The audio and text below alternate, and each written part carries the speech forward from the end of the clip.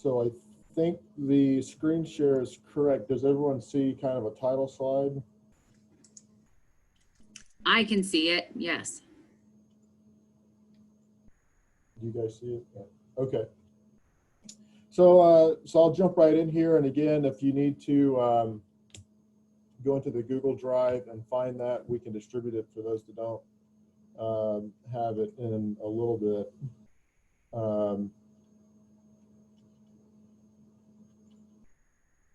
So the objectives for today are to define system dynamics and some key terms in the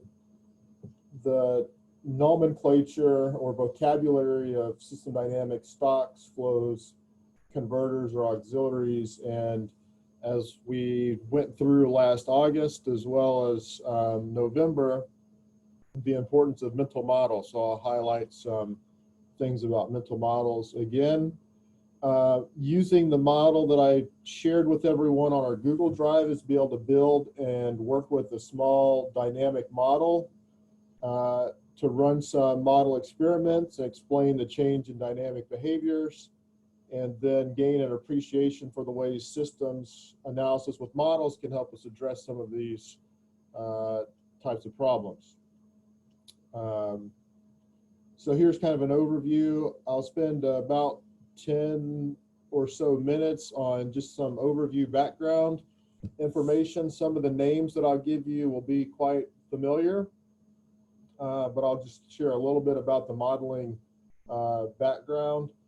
Then we'll spend about an hour and we'll see how this goes. I've done this same kind of tutorial, if you will, face-to-face, and it seems to work well. I'll see how it goes electronically this way with everyone in different places. But if you have the model and you can see the slides, you should be able to get through everything okay. And then after we do the little laboratory exercises, I'll share some rules of thumb and a little bit about the modeling process that you can incorporate into the projects that you're all doing. What I won't talk about in this tutorial are some of these items that are listed here. The organization of a system dynamics model, like problem definition or conceptualization, but that's okay, because part of the process that you started in August with identifying a problem, coming up with a focusing question, trying to get into what are the underlying feedbacks, all of those things are sort of the first stages in the sort of systems analysis using a model. So that's okay. You have had some practice in doing that. What I have listed there is dynamic hypothesis, which you might not have heard us talk about yet. But so long as you've worked on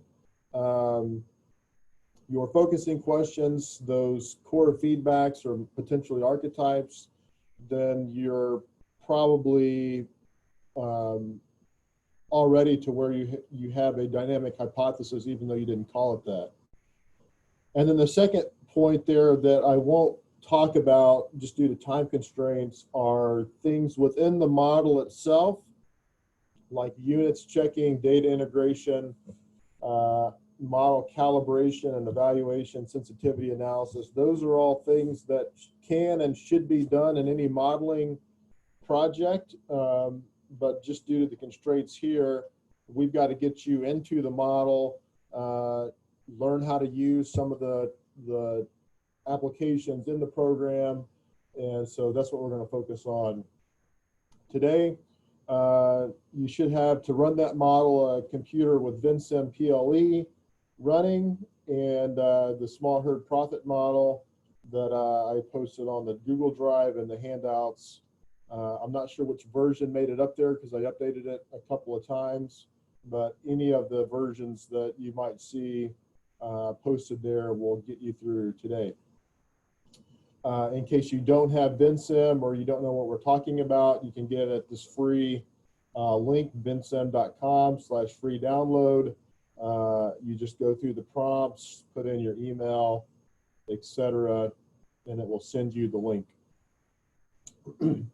All right, so a couple of minutes here just on the background for why these sorts of models go above and beyond what we've talked about so far in causal loop diagrams or archetypes to be able to address a particularly messy problem. So we understand that these complex or feedback-driven interactions pose challenges for us because we really can't, just the way we're hardwired, our mental models, again, can't really, or have a difficult time coping with some of these types of systems. And so addressing that through interdisciplinary teamwork in tandem can help, and a model is a way to synthesize or integrate those considerations. We often talk about a systems perspective, but it's often glossed over in what we actually do. So we talk about a systems approach, but the approach we actually use in practice is actually quite reductionist or traditional. And so system dynamics provides a way to really integrate these considerations and do so pretty cost effectively and I think pretty well. So consider this. This is a case study I'll share with you a little bit about. We won't complete it, but at least for the guys here, Shri will recognize this case. Shri's been through this case before. Just to get you into the mindset of why the modeling portion of what we're doing is absolutely so important. So consider this: the Landowners Coalition lobbies their government to support water diversions from a river system to irrigate crops. Downstream from the landowners, the river flows into a wildlife refuge, which is habitat to an endangered species. You are hired to provide an assessment of the impact of water diversion on the endangered species. So some assumptions you make about your job is that the water permits will be approved. So they're going to be able to irrigate their land. We've got to develop some relative or some guidelines about the impacts of diverting water for agricultural purposes, and how that agricultural system looks is likely to influence what the environmental impact to the wildlife habitat will be. You find out that landowners will plant 100 kilograms per hectare per year, and the diversions will amount to 15% of the river flow for the entire year. And so as good scientists, that's kind of our problem. We go out to collect some data. And so we collect some data about the endangered species and their habitat. And so we look at over the last 5 years, kind of what the population in terms of animals per hectare and the native biomass that they rely on, what's that productivity like? And so I give you the tabular data here. You can take a look at that, or you can take a look at the trends and patterns over time on this graph that just shows over those last 5 years, what's the population and productivity and the habitat look like. Using that information, you've come up with some relational formula, or you've identified this relationship that the part of the function of the population is their food availability and the productivity of the habitat that they have. And so using that information, you come up with some information like this on what the death rate looks like, depending on how much or what essentially the quality of the habitat is, and the kilograms per animal in the habitat. And I gave you the tabular data, and here's what that relationship would look like if we plot that out on a graph. So the less productivity there is per animal, then we expect the death rate to be higher. If there's greater productivity, we expect the death rate to be lower. And then we go and visit with some agronomists about what the productivity of the cultivated land is going to look like. And so using the data they gave us, we come up with some growth function on what the growth rate is in the crops per month, irrigated, and the crop biomass. So if we, again, I give you the tabular data, here's what that relationship would look like if we plot it out. And all this graph is saying is that the crop growth rate per unit of irrigation is much higher when the crop biomass is younger. So the younger plant is going to consume more water. It's going to grow faster. As that crop biomass matures and grows and reaches maturity, then the growth rate is going to stop. It's going to be in the reproductive stage, and it's just going to be less efficient. So that's all that graph is showing. So I give you that data, and then kind of the thought experiment is, well, what guidelines concerning water diversion would you suggest? Can the landowners divert 15% of the water from the river for irrigation during the year without negatively impacting the endangered species in the refuge? And we don't have time to talk about this, obviously, but what I do with Sri, as he went through our class here, and the others is, what are some things that you would have to think about in order to answer that question? Well, you'd have to think also not just the data that we present in the case, but also things like growing season and when do they harvest and what measures can be taken in the wildlife refuge to conserve the water as much as you can there.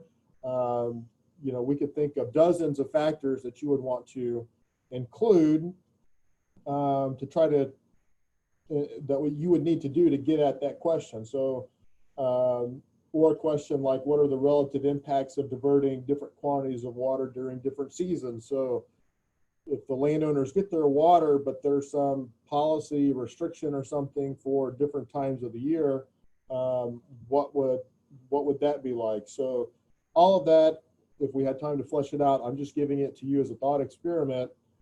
What type of analysis would you base your recommendations? And for these types of problems, even with systems that we have good data for, and we know what some of these underlying relationships are, a systems approach is quite well suited to answer these questions when you have to integrate now the things like what I tried to just mention: growing seasons, water restrictions, the conservation policies in the refuge itself, so on and so forth. So what I do in the class is I ask the students to predict what would happen in that particular case, and without giving too much away, the predictions typically are not correct. Some people are in the ballpark, but predicting the dynamics of even simple systems isn't trivial. And again, because of our mental models, we have difficult times intuiting what the behavior of the system is going to look like. And understanding the behavior of each part of the system doesn't guarantee the understanding of the whole. So in that particular instance, as you think about the case that I just outlined for you briefly, we have data about the refuge, we have data about the crops, we have data about what the efficiency is going to look like. But when you put all those things together, it's sort of the sum doesn't equal or the whole doesn't equal the sum of the parts.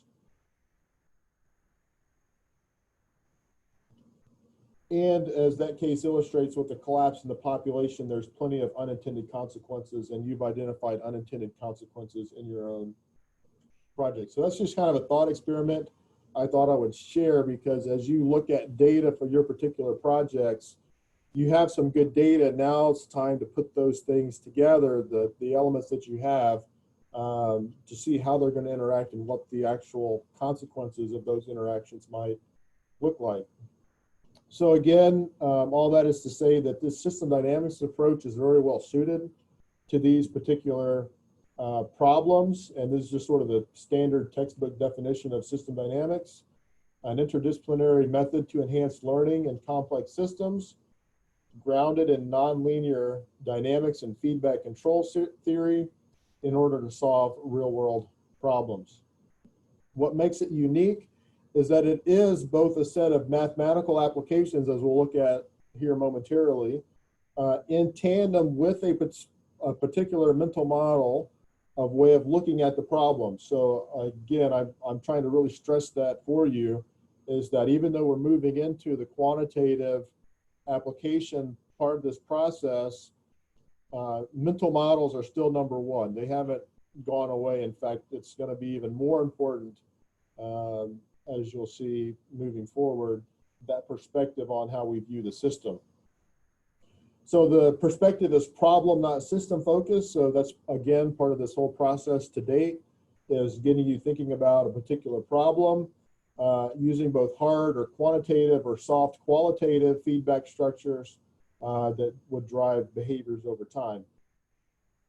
A little bit of background to this.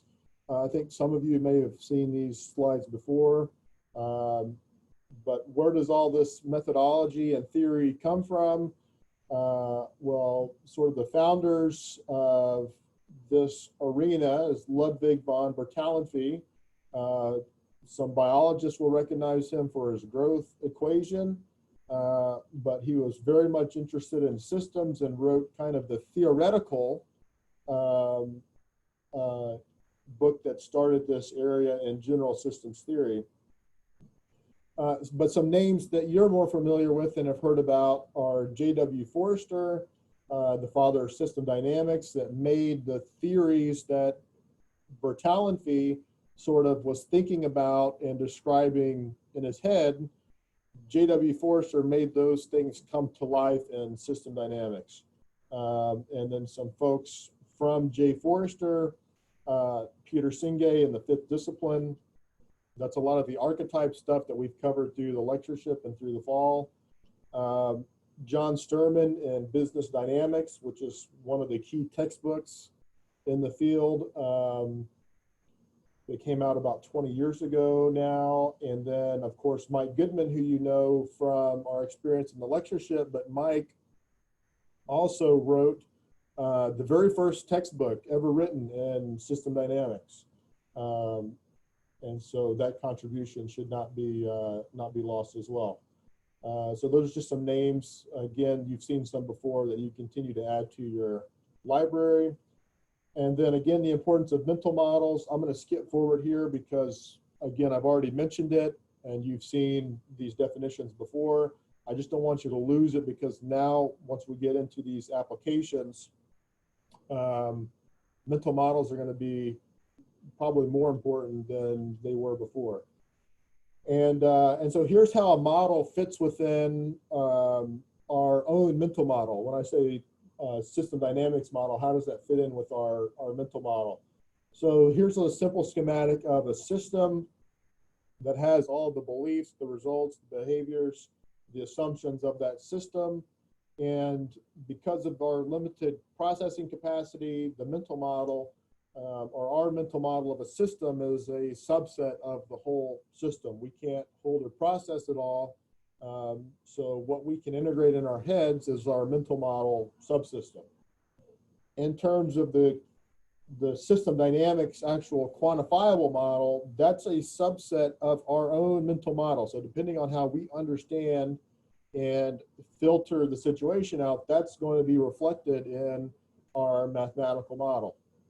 Now, thankfully, our mental model, you can see there's not a hard line around there, but it's a sort of this dashed line because it's porous, because all those relationships, environmental factors, human dimensions, data, hierarchies of the system, all of those things from the real world system, we've got to let permeate into the model. And that means we've got to be flexible enough in our mental model to accrue what we need to make the mathematical model actually reflect, whether it's in our mental model or not, to the best of our ability, what is in the system. So again, that's I'm just still reinforcing the point about mental models.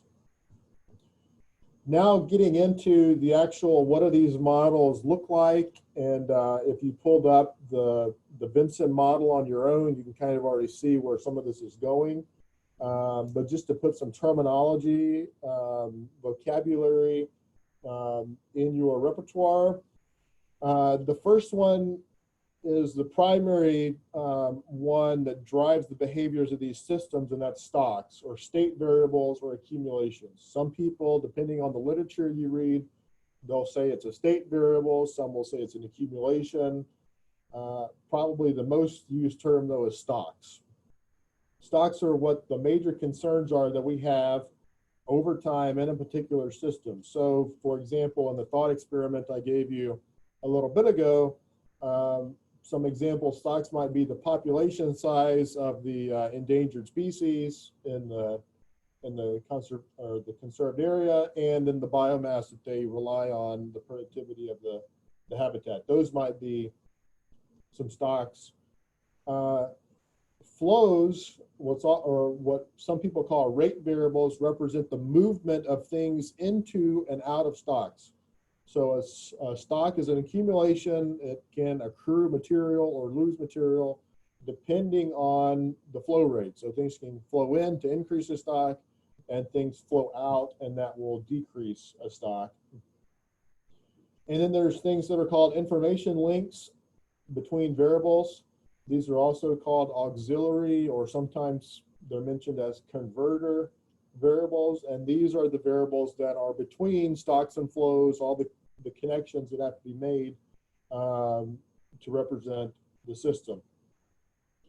Here's what some of those things look like. Again, because you have a model that we're going to look at, it's not real important to go through this in detail, except for just to highlight a stock is generally represented as a box, and the flows are represented by these arrows into and out of the stock. So there's an input rate or an inflow, and then there's an output rate or an outflow.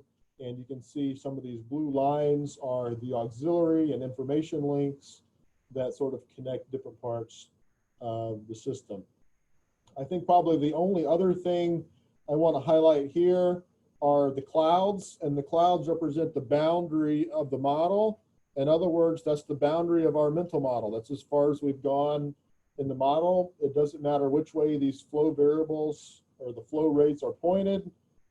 If it goes into or out of a cloud, that means that's kind of the boundary of the model, and we've got to close up everything within that boundary or within those clouds. So you'll see this sort of notation again in just a moment. For those that have Vinson up and running, here's kind of what the interface looks like. And I'm going to, before we get into the actual hands-on laboratory, just point out some of the important icons here in the interface. The first one is that stock or state accumulation, which is noted there as a box variable. The second one I've circled there is the flow rate, which again kind of looks like the diagram I just showed you with the arrow and the hourglass over it there for the rate over time. The next one I have highlighted there is the comment box, which is the little cloud there for a thought bubble. And those comments allow us to add notes or things like feedback loop polarity for reinforcing or balancing loops. The hand, which is probably the handiest icon here in Vinson, allows us to move and resize things around to get it where we need to be. And one of the ones we'll use in just a moment is the IO object here, which the icon for it looks like a little graph. And that allows us to add graphs, a graphical interface to the model so that when we make changes and then make a simulation, we can get the graph of that instantaneously. So that's pretty handy. And then the others that I haven't highlighted yet is the simple variable that just has the letter A. There is the auxiliary variable. The arrow is the information links that connect the stocks, flows, and auxiliaries. And the one there that's in brackets, the shadow variable, I'll just mention what that is. We won't use it here in just a moment in the lab exercise, but the shadow variable is useful when you have a model that starts to grow and some of the connections are farther away. So a shadow variable allows you to shorten that up. And then lastly, I think here's my last one I wanted to point out, the FX or the equation editor there, which is in order to get the model to run, it's got to have some information about the equations. And so that's where we'll find putting in the equations with that guy right there. All right, so with that kind of sort of introduction to the interface and what those things are, and I'll point them out as we go through this little hands-on laboratory with the small herd profit model. So I'm going to assume you have that open, and I've got it open on my computer as well. And so depending on how slow or fast we move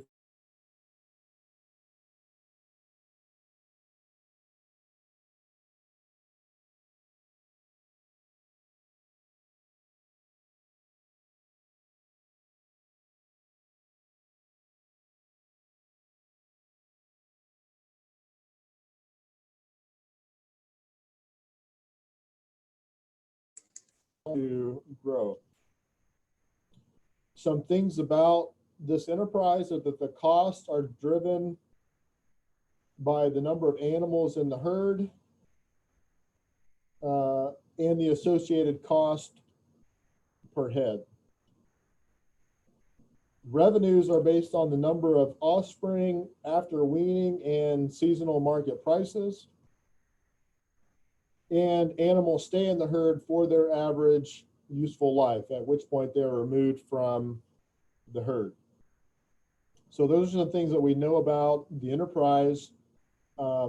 If we were to go ahead and use those relationships, oh, and here's the final one I forgot about. Animals are replaced at the rate that replenishes the herd level to its state prior to losses due to aging and marketing. So those are some things we know about the system. If we were to go ahead and take what we know about this enterprise and sort of sketch that out, what would some diagrams look like? So to use the notation that you're familiar with, the culling and marketing, which is a function of the useful life. So as useful life goes up or down, culling and marketing goes the other way. So the useful life, if that goes down, then we've got to cull and market animals faster, so that goes up. And as that goes up, the herd size goes down. And as the herd size goes down, there's a delay and there's fewer animals to cull and market. So that would be kind of one diagram we might sketch out of those relationships we have about the enterprise. We might also sketch out something like this. So as the natural replacement rate goes up or down, that would drive then the replacements also up or down, which would drive the herd size. And as herd size goes up, there's more animals that they can replace, and then that would drive the growth of the herd. And so just by way of review, you should be able to recognize that one of these is a reinforcing loop and one of these is a balancing loop. And then as far as the costs and returns, the other information we were given about the enterprise is that the costs of production are driven by the herd size and the cost per head.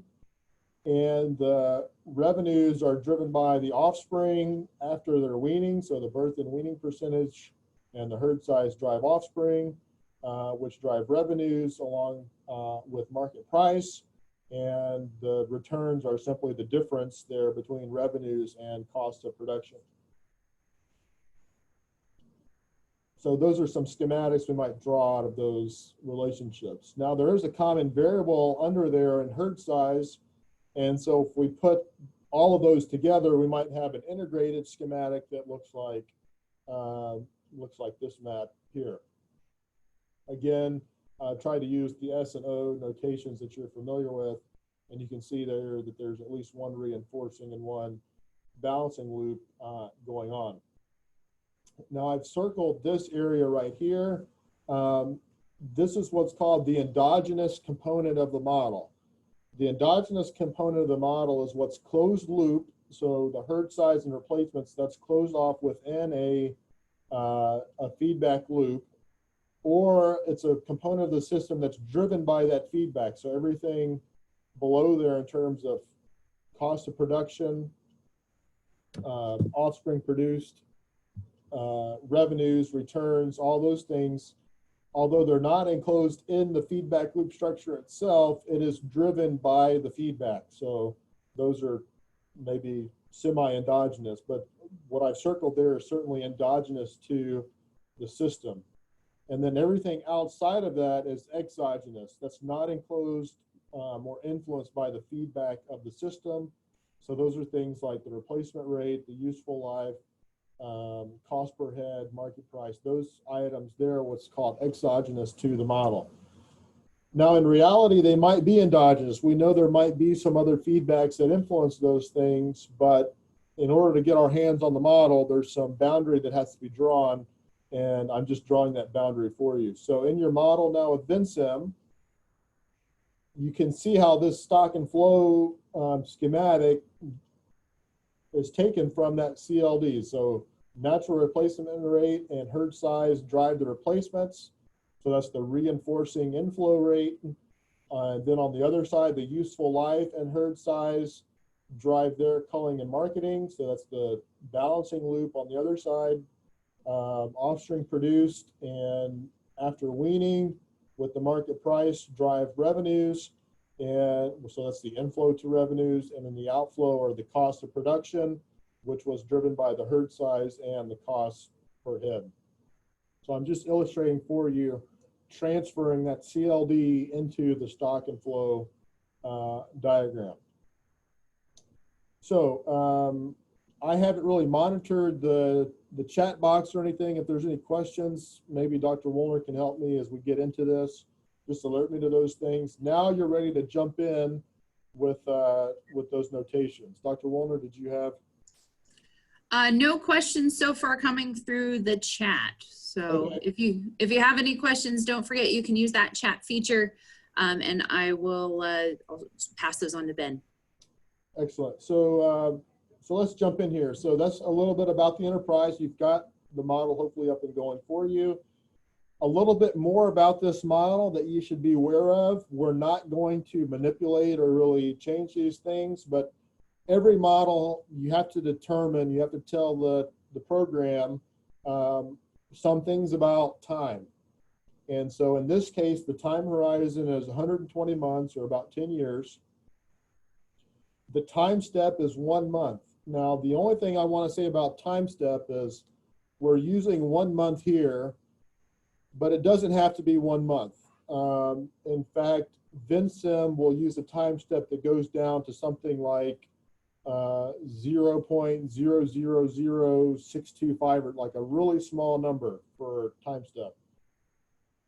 Without getting into the calculus on what makes the model work, the time step is important to choose because you can't have, or you should not have, things in the model about, say, a gestation delay or a decision delay or some other delay, all right, that's shorter than the time step. All right, the time step has to be the shortest unit of time in the model. And so if you have a delay or something that's 1 month, you need to use a time step that is less than that. So half a month or a quarter month. Because this model doesn't have anything like that, we're free to use the time step of 1 month. We've already explored the model, and so the first thing you're going to do is add some graphs for herd size and returns, and I'll show you how to do that, and then we'll run the model and examine its behavior and look at the ending values for herd size and returns. Now again, I have Vinsim up and I can bring it open, but I'd like to see if you can follow this by adding graphs. And in order to do that, you want to go up and click on the taskbar up there where it says IO objects, little graph, input, output, objects. Go ahead and click on that. And then in the canvas, go over. So if you're looking at the stock flow model, go over to the side and click in the canvas, and you're going to get a pop-up box. That pop-up box should look something like this. And what you're going to want to select is the output workbench tool. And then with that button selected, choose level, and you'll get another pop-up that looks like this. And the first graph that you'll put down is herd size. So you'll select herd size there. So herd size should populate the variable name. And then down here on the custom graph or analysis tool for output, click on the drop down and scroll down to where there is a graph. And then click that, and you should get a box that looks like that in your canvas now where the model is. And I've got the guys in my office across the way here, so I'll wait for them to give me the go ahead if you got it. So it looks like Chris has got it. Tree. Okay, so if you got it for herd size, go ahead and do the same exact process again for the returns, and just put the boxes somewhere where they don't overlap off to the side somewhere.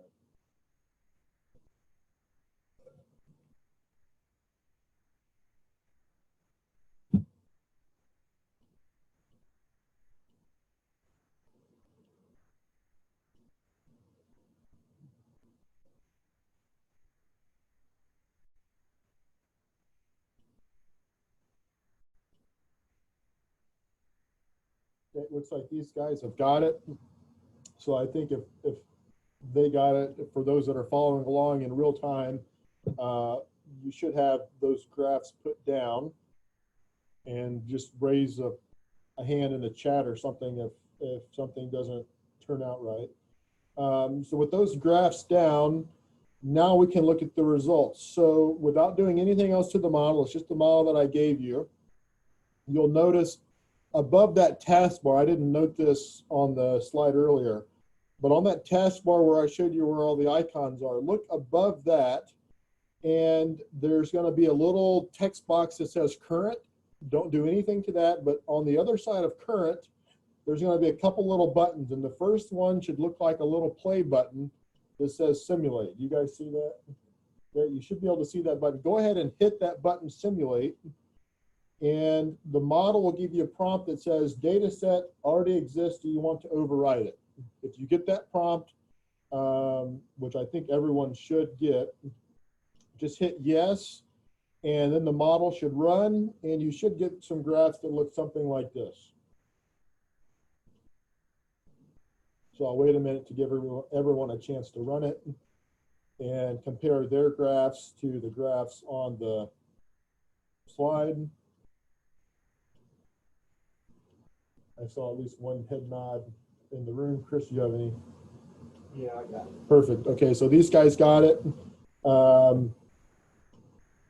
So congratulations, you've run your first simulation. You got it, all right? Now we're gonna make some changes to the model, but what you notice here about the, there's some chat activity here. Oh, we got the, Yeah, my graphs look similar, but not exact.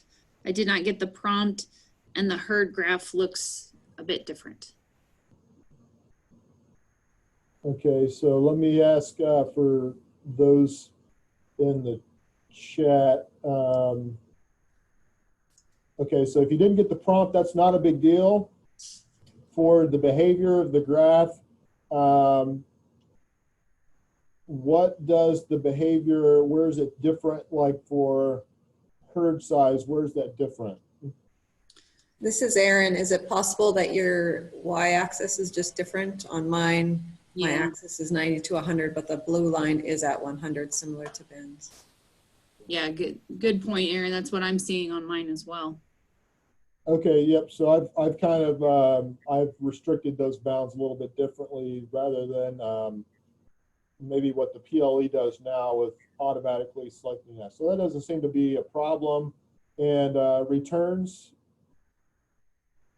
I didn't see anything about the returns. That may just be the way that the graph is showing on your live version. So Someone said they didn't get the prompt until they had the IO object clicked. Still then simulate. A lot of folks are saying their graphs have different values on the X and Y axis.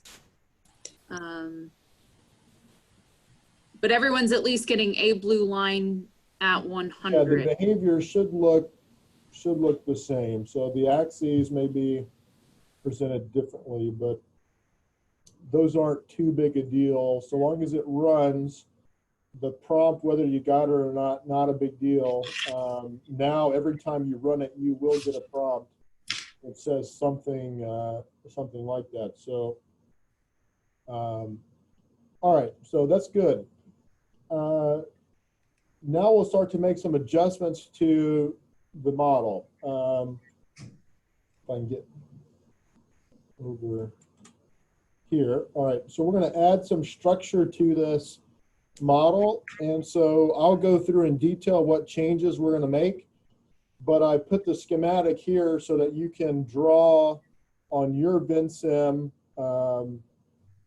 what I have on the PowerPoint. So in order to do this, you'll use the auxiliary variable.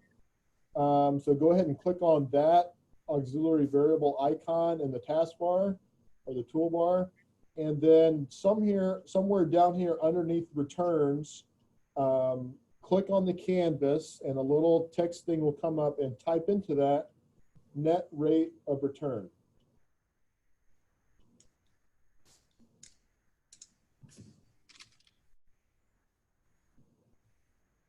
And then if you have that, you can press enter and it will create that variable there. And then somewhere out here to the side of the returns, put down another auxiliary variable, profit effect on retention decisions, and hit enter.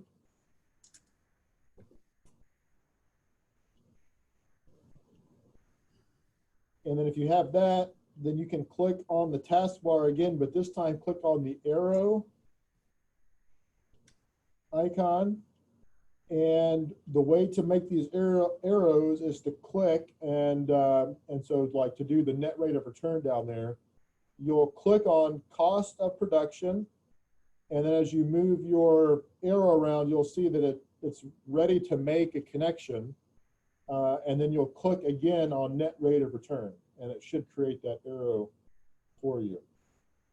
You do the same thing again then on revenues from sales, click on that, and then click again a second time into net rate of return, and then the same thing for from net rate of return to the profit effect, and then the profit effect to the replacements. Hi, Ben. Sorry. Can you go back and explain again where you got the net rate of return? I'm not seeing it on the variable to add to sketch list. Priscilla, you need to add that variable. Yeah, this is what we're adding. So you can do this live with us. You're Okay. add that variable in. So if you click on the auxiliary thing there and then click on the canvas, it should open up a text box that you can type in. And when you hit enter, you'll get, it may not be the same shape, but that variable will then be there in your canvas as well.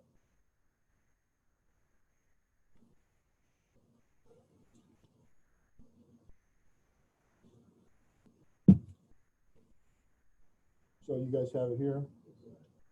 So these guys have it. I'll give it another couple minutes here. Now, in order to maybe clean it up a little bit for those that are going to sort of track this in real time, when you put your arrows down on net rate of return, my guess, having done this so many times, is you probably got a straight arrow like I have here on the PowerPoint. But then when you went net rate of return to profit effect and then profit effect to the replacements, it also gave you a straight line. If you want to make those curvature, like what's on the PowerPoint, then you can click on the hand icon up there on the taskbar. And what you'll see is that all those links, those arrows, will have a little button on it, a little circle. And so then you can click and drag that handle around and make it curvature so that it doesn't have to be straight. That's just an FYI to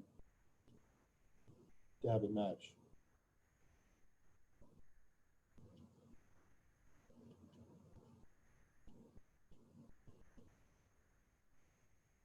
Okay, so I'm assuming most of us are working our way into that. And so now that we've added that structure there, we need to tell Vensim what kind of equation is there to make the model actually run. Right now, the model won't run. We've added the structure, but there's no equation there underneath that Vensim knows what to do with. So in order to do that, we need to click on the equation editor. So on that taskbar up there, click on the equation editor. And now what you should see on your Vensim is that those things that we just added now are highlighted in black. So those variables should be black, right, guys? All right. So those are the variables we need to come up with some equations. So we should have net rate of return, the profit effect, and the replacement rate should also be black. So we've got to update that equation as well. So in order to do that, with the equation editor, go ahead and click on the net returns variable that we added. All right, and let me make sure this box comes up. You should see an equation editor that looks something like this. And before you don't have to type all this in. Let me just orient you to this equation editor. The first thing up here is the name of the variable that we just opened, the net rate of return. The type of variable that is an auxiliary. The subtype, which we'll move in just a minute, but not this time, is normal. Again, I'm not talking about units or some of these other things in there right now, or some of these built-in functions. But what you'll notice down here in the bottom right are the cause variables. These are the inflow or the blue arrows that are coming into this net rate of returns, the cost of production and revenue from sales.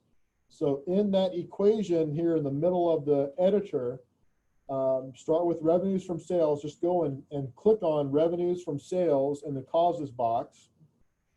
And you should get revenues from sales, and then you can use the keypad down here or your keyboard to do a minus, and then you can click on cost of production, and it will populate in the equation cost of production. So again, I'll wait a moment and get the head nod from the guys here that are tracking in real time. Looks like they've got it. Once you do that, go ahead and hit OK, and that box should go away, and now the net rate of return should no longer be highlighted in black on your canvas. Ben, will you go back again? How, like, I got stuck on the click the revenues from sales, and then it should auto-populate. My computer wasn't liking that. What am I doing wrong? Or is it up on the top right? I was clicking on the actual diagram. Do I need to click on the menu in the box here? Yeah, so if you have your equation editor open, yep.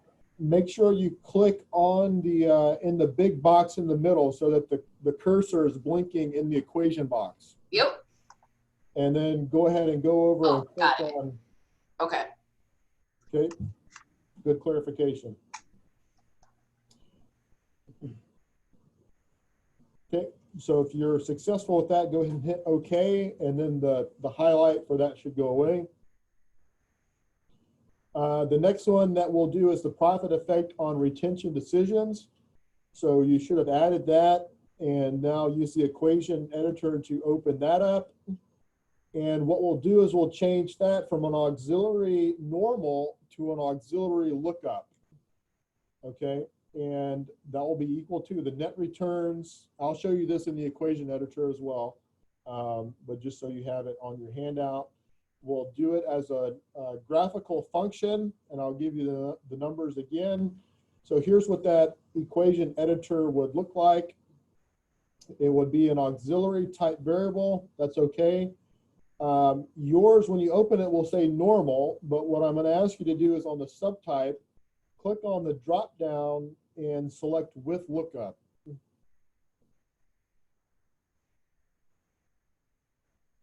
Okay.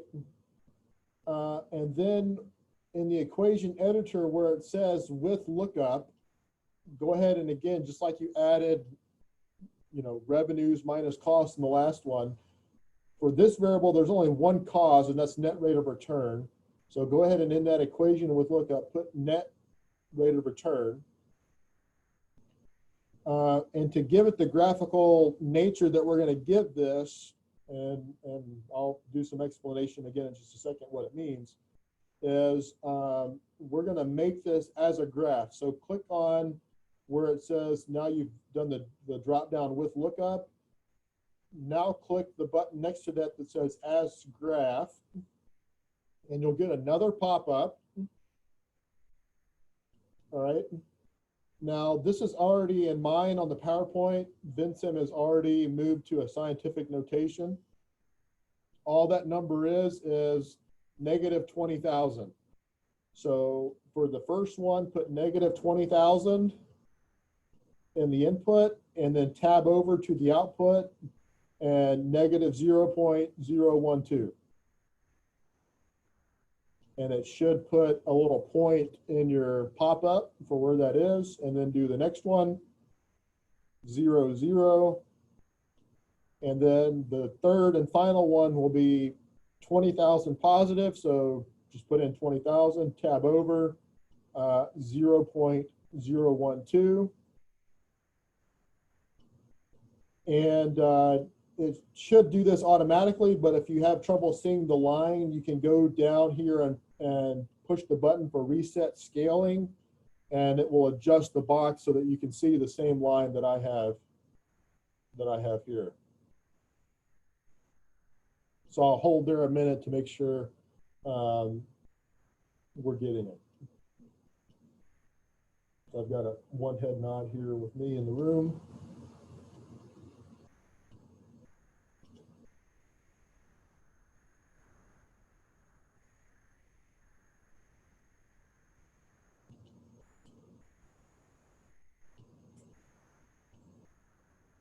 Chris, just give me a thumbs up when you've, okay. So once you've got that and you can see that line, go ahead and click OK. And now your equation editor should look like this. Profit effect on retention decisions, type auxiliary, subtype with lookup. It's going to look up the net rate of return, and then it's giving here in the values underneath there. Now it's just put in a tabular form the line that we just drew in the pop-up. Now let me go back for a minute here on the PowerPoint to this graph that we just drew. What this is saying is, as a graphical function, is that the value of the profit effect on retention decisions is going to be dependent on the value of the rate of return. So the net rate of returns is going to be used as an input on the x-axis. And so anywhere between negative 20,000 and positive 20,000, as that net rate of return changes, it's going to look up using that value as an input on the x-axis. It's going to then look on the y-axis on where that crosses or where that hits the line that we just drew. So somewhere between 0 and negative 20,000, we're going to get a negative value for the profit effect. From 0 to positive 20,000, we'll get a positive number for that effect. And we've just scaled that from negative 0.12 to positive 0.012.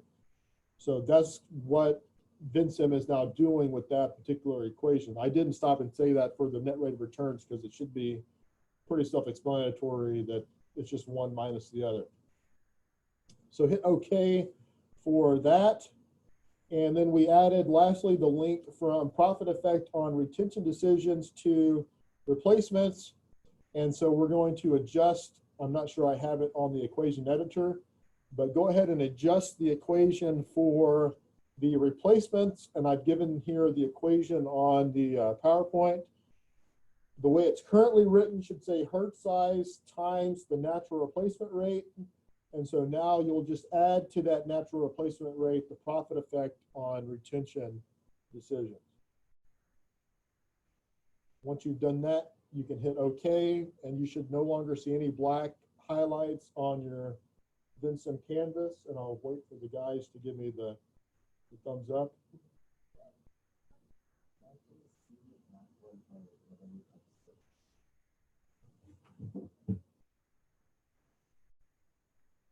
I don't know what you did there, but you might want to click it open and clear it out.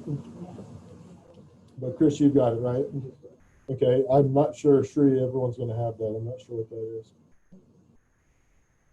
So for those that are still with us, we have a little hang up in the room here. Before rerunning this to see what's going to happen, go ahead and end the top box up there where we hit play earlier, and it says current. Go ahead and rename that current with new structure.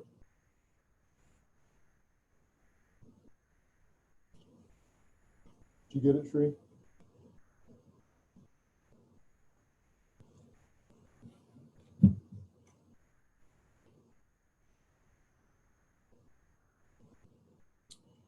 What is the expected behavior pattern now? Go ahead and run the model.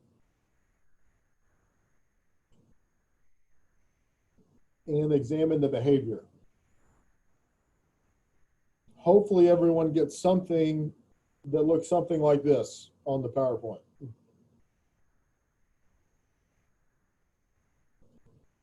And I'll hold for a minute. We're making a correction here, and then to see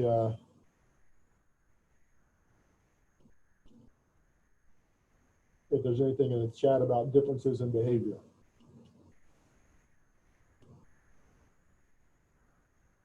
Did you get it, Sri?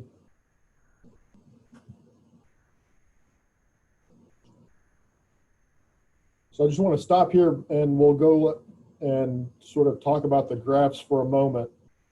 I don't hear any pushback on something that's wrong or looks different, so I'll continue.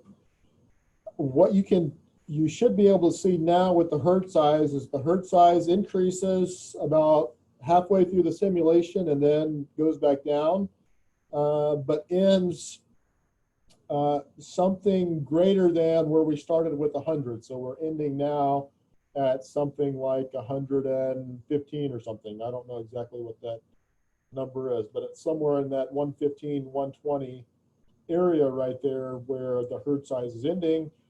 And your return should go up and again peak kind of halfway through the simulation and then come back down, but it's greater than what we had before. And to hopefully this should be intuitive enough. The reason why that it exhibits some of this behavior is because as we're profitable early on in the simulation, then the net rate of returns means that the positive profit effect on retention decisions means we keep more animals. So that's driving the reinforcing loop on the herd size upward to a point, and then when the situation changes and profit starts to move back or the returns start to move back the other way, now that retention decision is moved back down closer to where it was, or actually lower than what it was, and the herd size comes back down.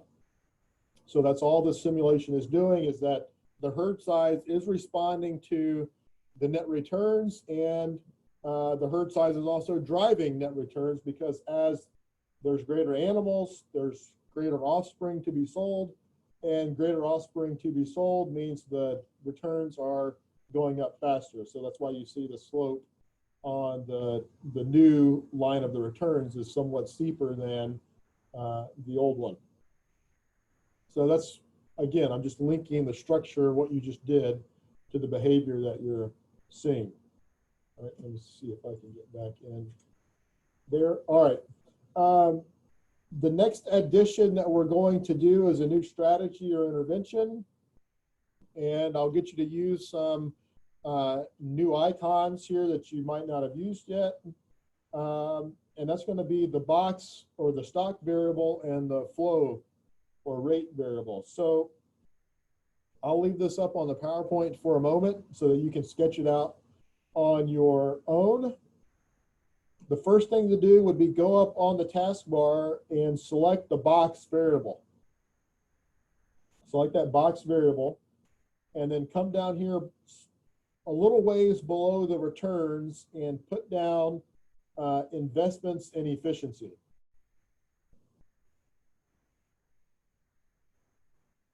Now, my guess is when you put down that stock for investments and efficiency, that it's probably kind of crunched and the text doesn't really read right because it's sort of overflowing on itself. And so you can use the hand icon to sort of enlarge that box. Just click and drag the corner with the hand icon, and you should be able to make that larger, and then you can read that the variable name there, investments and efficiency. If you have that box down, then go up on the taskbar again and hit the rate icon. And to put down the flow is, or to put down a flow like what we're going to do is just like you did before with the information link, the blue arrow. So to make that connection, you want to click in the stock of returns, and then it'll give you a little arrow. Then you'll drag your mouse down and then click on the stock investments of efficiency. And then you can rename that or name that flow.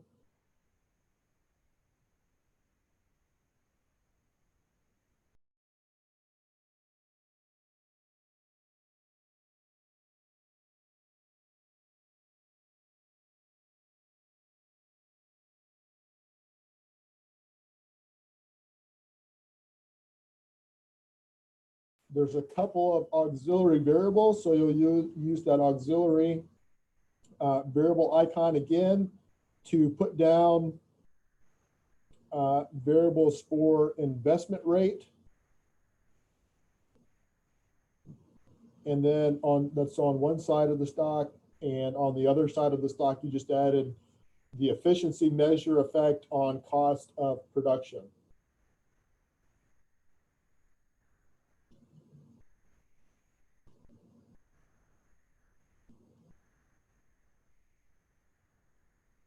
And then lastly, if you're successful with that, then you can use the arrow icon again to draw the information links. One link from returns to investments in more efficient herd, one from investment rate to investments in more efficient herd, and then lastly from the investments in efficiency to the efficiency measure on cost of production, and then from that efficiency measure on cost of production to the actual outflow of cost of production. So I'm going to remain here a minute till I get the thumbs up in the room. This is the most addition we'll do to the model. There's one more step to this lab, but it won't take nearly as much time as this one. This is the longest step, so we'll pause here a minute. I also want to check, Dr. Warner, am I still coming through okay? Because I just got a prompt that my connection was out. Everything seems to be fine on Okay. my end. Haven't seen any disruption. Okay, good.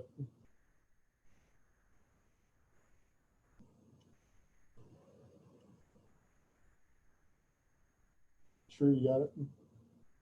Chris, you got it? Okay, these guys have it. Do I need to wait any additional time?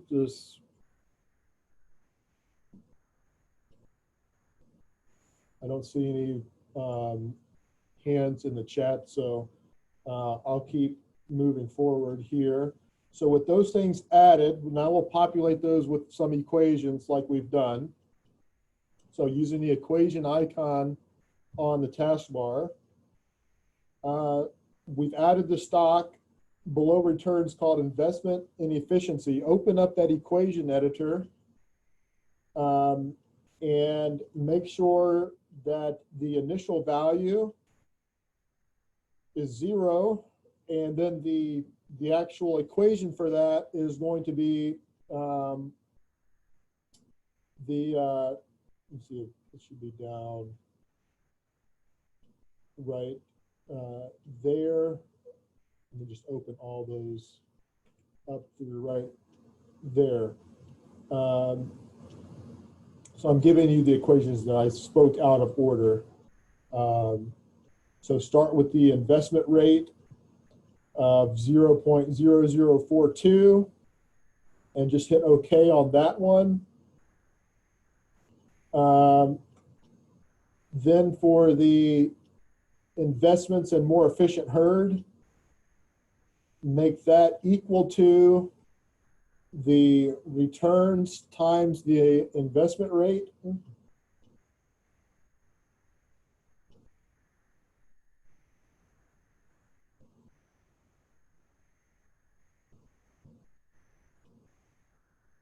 And then lastly, sorry, again, I spoke out of order. Lastly, open up the stock for investments in efficiency, and it should read that the equation for that is investments in more efficient herd.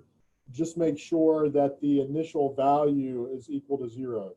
So underneath the box there, you'll see an initial value box.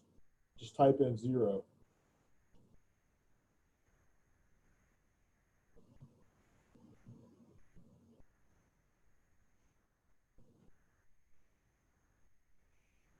Hit OK, and those black highlights should go clear.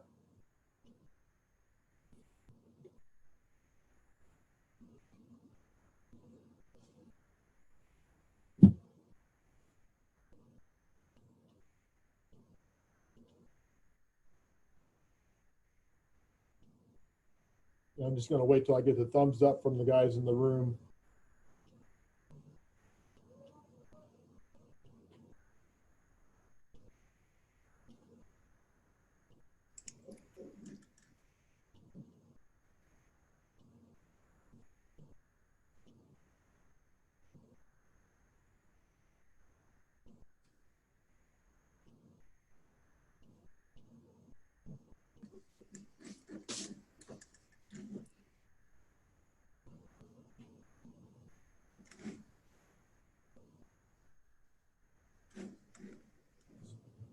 You guys pretty close? Okay, what, looks like you do that step. That's good. Sure, you have to do that step. I think these guys have it through that step for the stock. So now for the auxiliary efficiency measure effect on cost of production. Just like we did before with a lookup, we'll do this with a lookup. So open up the equation for it. Do the drop down. So auxiliary normal, do normal drop down with lookup. We will look up in that variable. I think we lost audio.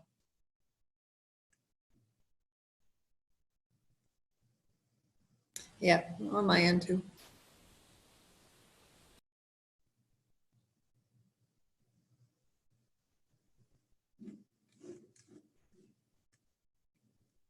And the coordinates and Uh-oh.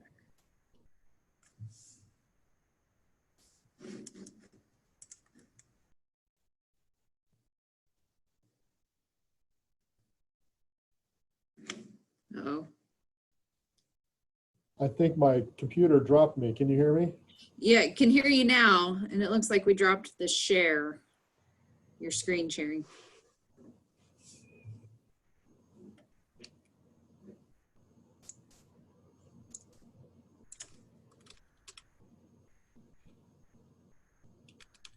Is that, let me know if that's back. Yeah, that's back. I think you dropped off at the point where you're describing it as a subtype with lookup, excuse me. Okay, so the subtype with lookup, in the equation there, we will look up investments in efficiency and then do, just like we did before, as a graph, and we'll get that additional pop-up box. And then the coordinates that we'll give the pop-up box are 0, 0, and 1,000,000 negative 0.25.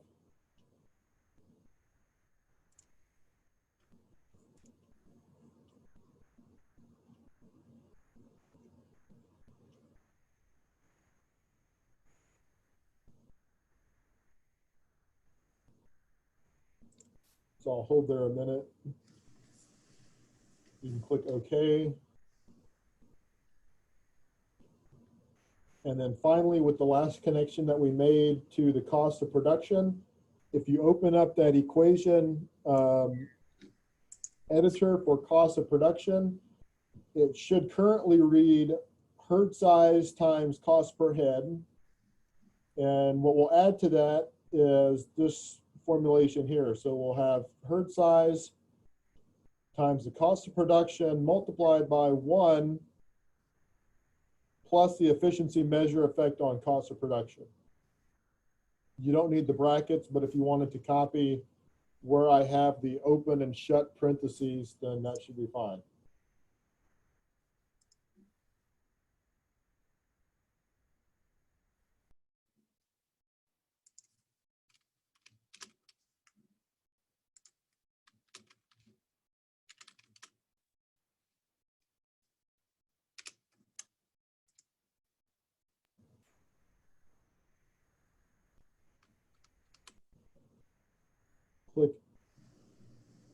Click OK.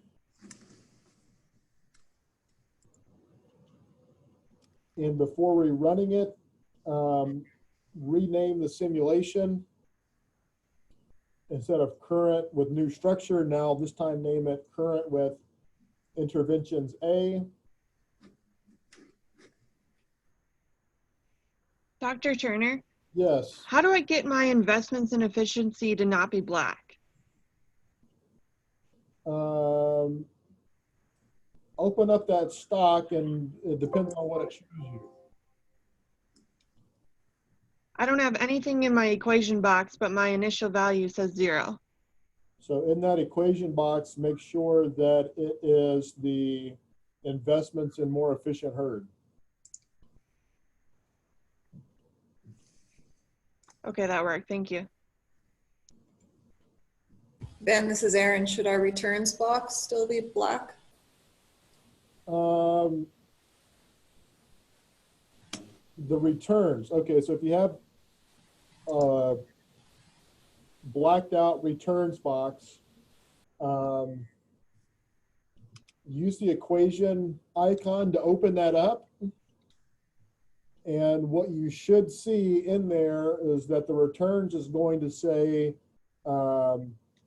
the inflow, which now I can't even think of the inflow name, but the revenues from the sales minus cost of production minus investments in a more efficient herd. It should have automatically populated that in there. Yeah, that is. So if that's the case, just click OK and that should now go away. Does it ask you to check that just initially? Is that why it would be black? Yes, but as you notice, and I'll talk more about this in a minute, we don't have to do the equations for the stocks. It Okay. automatically, if you notice, it automatically put in minus, investments in the more efficient herd. So Okay. if it showed that, then we're on the right track.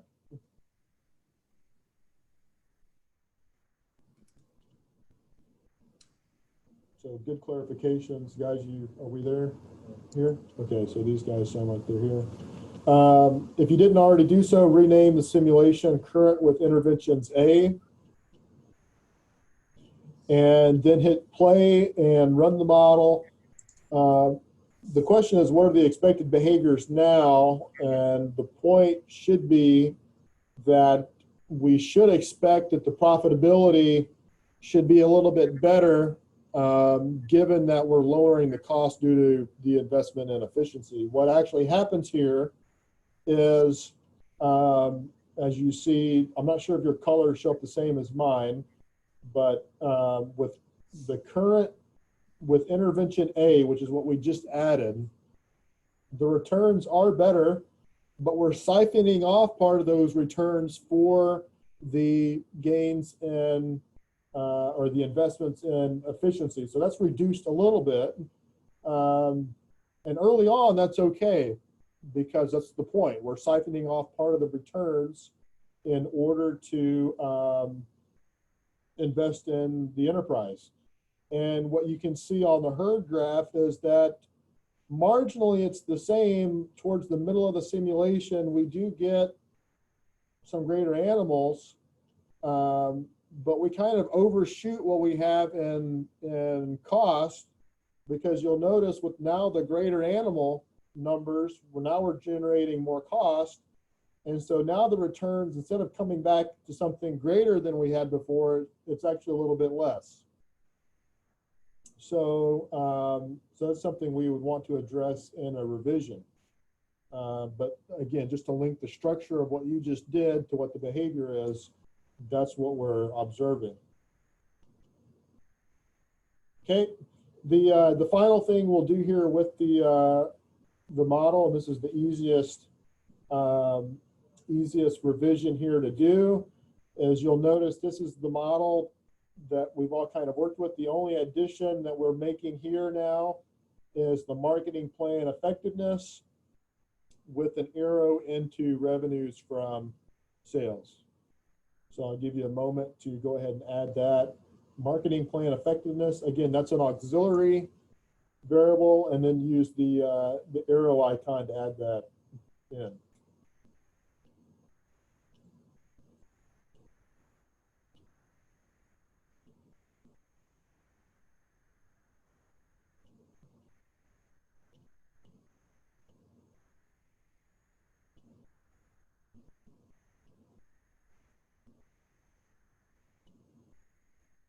I'll wait for the thumbs up in the room.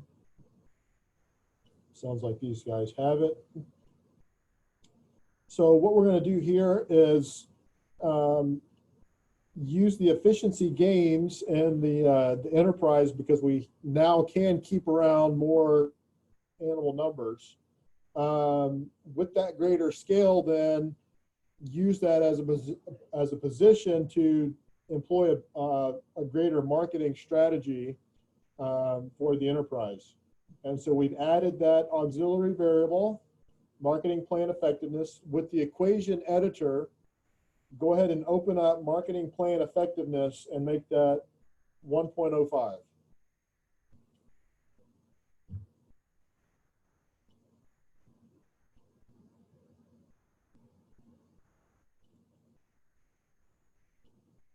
And then now that we've connected that to the revenue inflow, if you open up the equation for it, that should say offspring produced times market price. And now we're simply going to add in to that market price the marketing plan effectiveness. So it should be offspring produced times market price times marketing plan effectiveness.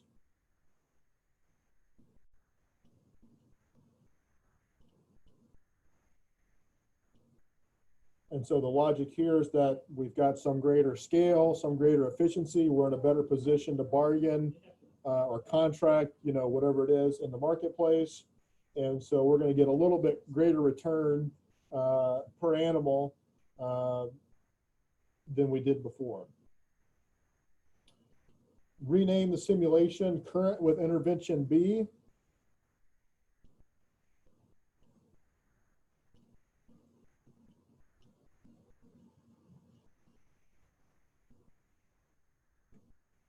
And what would be the expected behavior patterns now? Well, as I tried to just describe, now we're going to get a little bit better price than we did before, so we should expect that the return should respond and be positive. So run the model and examine the behaviors. And hopefully we should get something that looks similar to here what I have on the PowerPoint.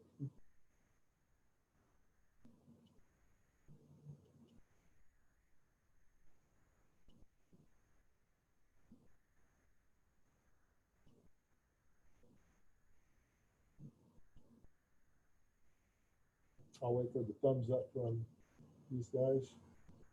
Chris has got it. Sri, no luck. So as I wait for Sri and check the, I don't see anything new in the chat. So if you get a similar graph to this and knowing what you know a little bit about this particular model so far, we've made some investments in efficiency to bring down the cost, which has allowed us to keep more of the animals around, which further reinforces the revenue side, and with greater scale and efficiency and being able to maybe bargain or contract or whatever it is for a little bit better price, that has increased the returns. And remember, we're investing those returns into more efficiency. So although part of those added returns are being siphoned off into investments, that further reinforces the herd size, the inflow to the herd in the replacement rate. So hopefully you can now start to see where the structure that we've tied together now is influencing those particular feedbacks. So what we've done here is I've given you just this generic example. It's simplified, it's synthetic, it's greatly reduced, just so that you can get your hands around a model. And what we've done is I've tried to give you for sure some of the practice that you need in sort of constructing this model, how to put down a stock, how to put down a flow, you know, the information links, what does the equation editor look like, what does a graphical function look like with putting those points into a graph, so on and so forth. Now, there's two things I want to point out, one of which is not in the handout. So while you're here, with that run being done, what you can do is, let's say you want to see the behavior in one of these variables that you don't have in a graph. So the way to do that is, let's just pick a variable like, say, the cost of production, the outflow. Well, go ahead and you can use either the lock icon or I believe the hand icon, either one of those.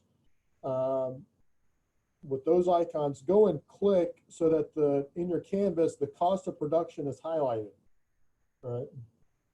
Then on the side, we haven't talked about the side menu option on the side, but go over to the side and you'll see where there's a little graph icon under there, and I'm not sure what it looks like. I'm going to peek over. There's like a series of arrow links and feedback loops and document. It's about the 7th or 8th one down, right, Chris? Yeah. There's a little icon that says graph. Click on that icon. Not the, there's one underneath it that says Cincy graph, not that one. It's right above that. And you will get a graph of whatever you've highlighted. So that's another way to see the behavior of something, even if you didn't graph it. And then the other thing I want to show here while we're in the PowerPoint is, what would it take to double the herd size from 100 to 200 in this 10-year period? In order to do that really quickly, and what makes this, I think, really useful and powerful tool is this thing called Send the Sim.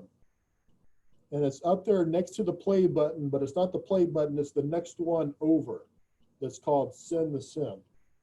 All right. And I'm not sure if mine is open. Let me see if I can do this here. Does everyone see? Now I pulled over exactly what you've done into my screen. Can you guys see that? Yes, we do. Okay, so I'm going to do send to sim, and you can hit send to sim as well. And what you should get is that same behavior pattern that we just looked at. And as you can see, we are getting to like 160 head or something. How do we get that closer to 200? Well, what send to sim allows you to do is really rapidly change now these parameter values that are exogenous to the model. Remember that endogenous, exogenous thing? This allows us to rapidly test those exogenous things and see the response of the model in real time. So you can play with any of these. I might reduce the useful life up a little bit. So maybe the useful life of the animals is a little bit greater, maybe 90 months. That puts it a little bit closer. And then maybe 5% return. Maybe we can do a little better than 5%. Maybe about 10 or 12%. It depends on what it gives you and the value there. But just click up the marketing plan effectiveness up one. Now that pushes us over 200 animals and about 1.5 million in returns. And we could change any of these things, and you see the response in real time, what the response would be. So I just wanted to highlight that capability as well. I'm going to hit stop on mine and go back to the PowerPoint. So any questions, comments, clarifications about that lab model and what we've done there before I move on? Because in the last 15 minutes or so in closing, I'm going to cover some rules of thumb, some things about the modeling process that are applicable to all these problems we're dealing with. But before we leave this lab exercise, any questions or clarifications about it? You can either type your questions in the chat window, or if you want to just speak them, go ahead.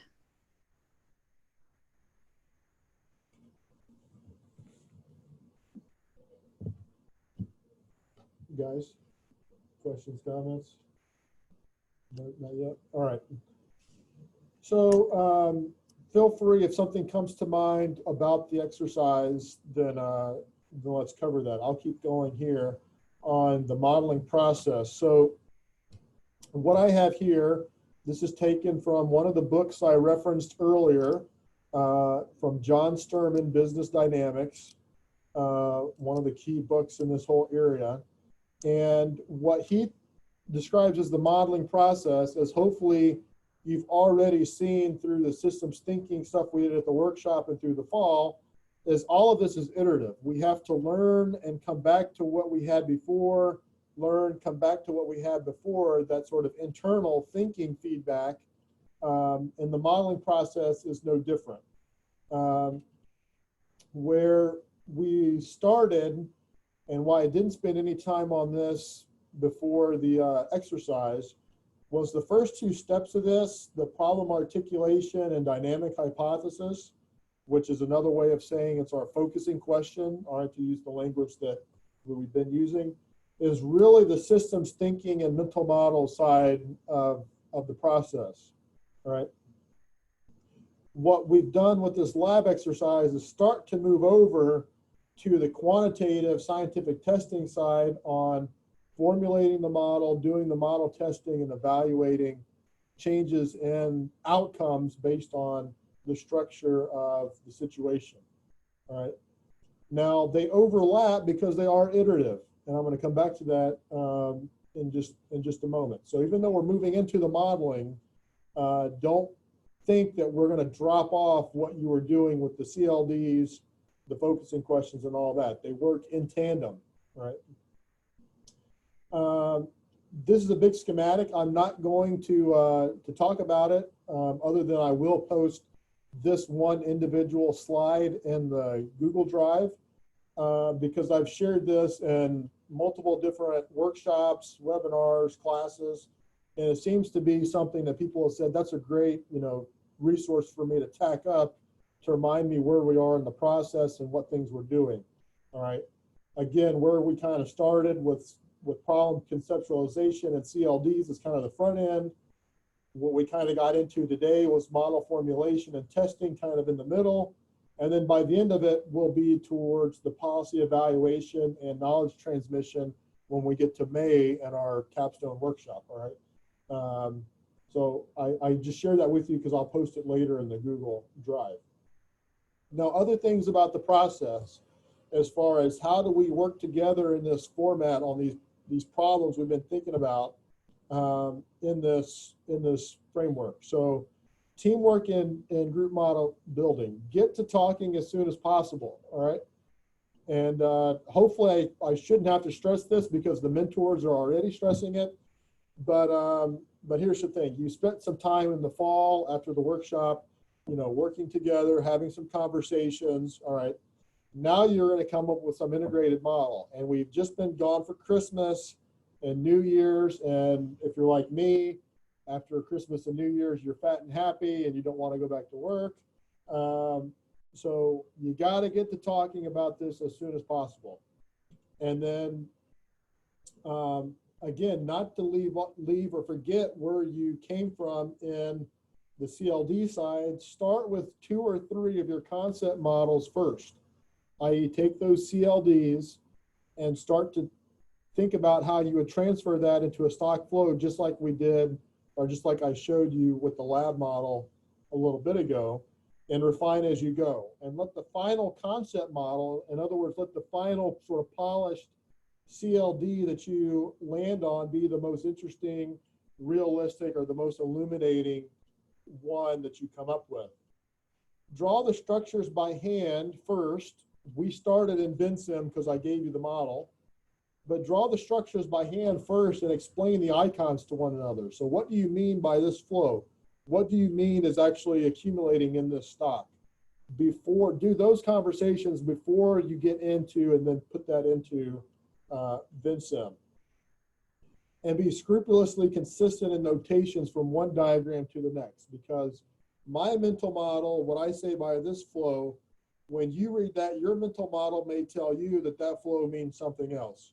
And so defining those things, that's why it's easier and faster to do it on paper first to get through more iterations, and make those things explicit and consistent from one to the next, and then keep the conversation going early, often, but always on the problem. Again, this is a perspective of systems thinking is very problem centric. And if the model is going to represent that problem, there's a lot of exogenous stuff that we can focus on that we know is impacting this, you know, whatever our problem is, it's coming in and influencing it. All right. So we recognize those things, but we got to get to the core endogenous things. And that's where the rich conversation needs to be. Recognize the exogenous, the things that are on the outside coming in. But if you focus on those things, then you'll never get down to the internal endogenous things. And then some rules of thumb in going through this. Dynamics before detail. I don't think I had to spend too much time on this because it should have been hammered home last fall. Is what are the dynamics that we're trying to describe in this problem and that our CLD tries to capture? If we're not really clear and we're not on the same page about what the dynamics of the problem are, then the model exercise, the whole model construction stuff really isn't going to mean anything. There needs to be a clear picture of what are the dynamics that this model is going to express. You got to have that first, then get into BenSim, and then you can start to work it out. Throughout the construction process, always have a working model. In other words, once you have a working model together, save it, make some revisions, save it again, but make sure when you save that and make that revision, make sure it runs, all right? No more than 3 auxiliary variables as input to another, and that's just for clarity and communication. You don't want 8 or 10 things coming into one variable. If you have 8 or 10 things coming into one, you need to break that out into 4 or 5 more auxiliaries just so it's easier to follow and to communicate. In terms of the construction, start with the stocks and work your way out. So go from stocks to flows to auxiliaries. And what I tried to mention earlier, once we get that put together and we start to do the equations, don't alter the equations for stocks, because Vincem, as Erin mentioned earlier, she said, wait a minute, this thing gave me a prompt about the equation for the returns, but you open that up, Vincem's already got the equation in there for you to approve. Use repeatable known structures if possible, and I'll point to a resource that will be on the Google Drive in molecules. Clear model boundaries, so seek that endogeneity. So what is the internal driving feedbacks here that we need to focus on? And it's generally helpful to start with the model in equilibrium conditions, like this lab model we just did. We started with herd size that was in equilibrium conditions. Right, so that's some things about the construction process. What about the learning process in order to get this done? Aim small, miss small. Once you start working on a model, start with one stock and one or two flows that go into that. Does that work? Okay, great, that works. What do we want to add to that? Well, don't add to that the other 2 or 3 stocks and flows that you have accounted for in your conceptual model right away. Do it piecemeal. Do one stock and flow series, the second stock and flow series.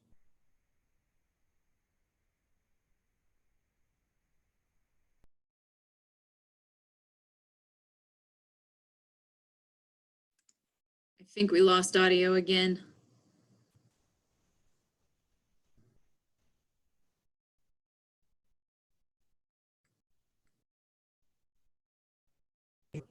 That way you can see, okay, we made some changes to the model. Here's what's happening to the output. So be able to explain the model behavior as we change the structure. Ben, we lost audio a little bit on that last bullet point.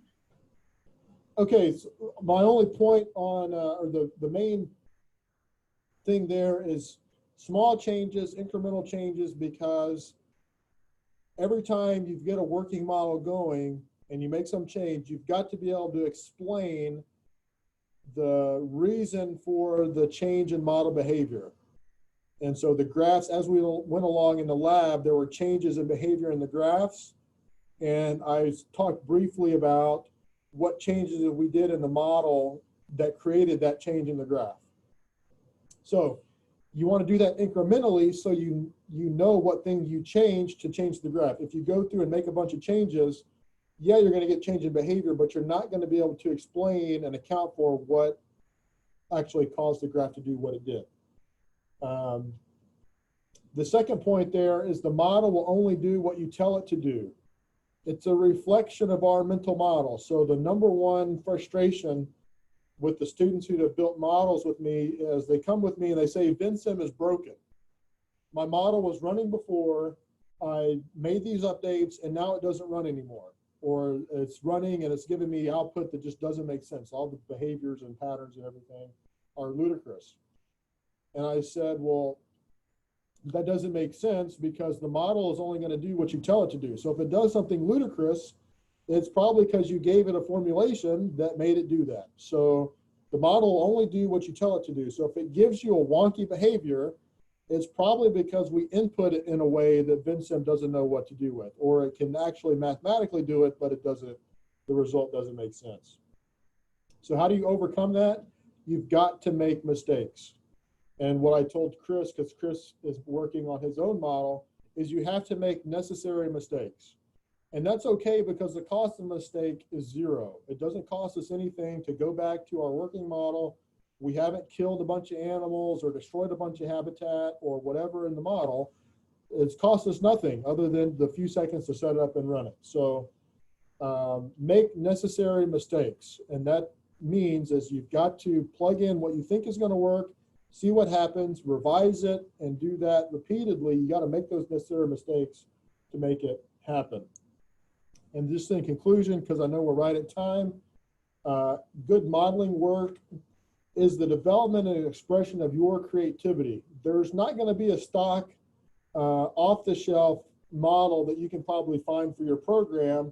So it's going to be up to you and your creativity on how you tie these things together. I'm going to go through this pretty quickly because it's on the reading items that will be in the shared drive. but just to tie together some things. This is from J.W. Forrester. We've got to translate mental model data and transfer that into stock and flow information so that we can evaluate trade-offs. And so I'll put that reading item online. Here are the other readings that are online, or that will be after the webinar, that I'll put in the share drive. Just to tell you what some of these are, the ones from J.W. Forrester are just sort of modeling background and justification. The one by Aronson is kind of a gut check or a self-quiz, if you will, on identifying stocks and flows. The one by Barless is probably the one where, when you're ready to get into the nuts and bolts of all the considerations of the modeling, that's a chapter that I would put on everybody's reading list. And then how do you apply that to your own particular problem? Is there's going to be a resource called Molecules of Structure by Jim Hines. And what that resource is little small molecules, like 2 or 3 variables, 2 or 3 links. And he does all the documentation for how you would formulate that in Vincem. So I'll put that up in the Google Drive. All the models used today, so if you missed any step or want to go back and see a step, those will be up there, and I'll put the updated slides. So I flew through the end of that, but any questions or comments or things we're willing to take. Again, I know we're pushing time, but that's what we need to get you into the modeling today. So I'll return it to Dr. Woolner. Right. All right, Ben, thank you so much. Does anybody have any questions, thoughts?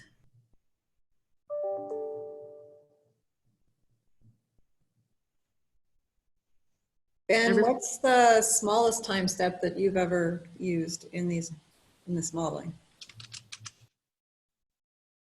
I've used the smallest one, like 0.00 something 6, the smallest one. You don't have to use that. There's some trade-offs and reasons why you want to use a smaller one versus a larger one. Probably a discussion to have with an individual group on their project and trying to figure out kind of what's going to be best for their model. So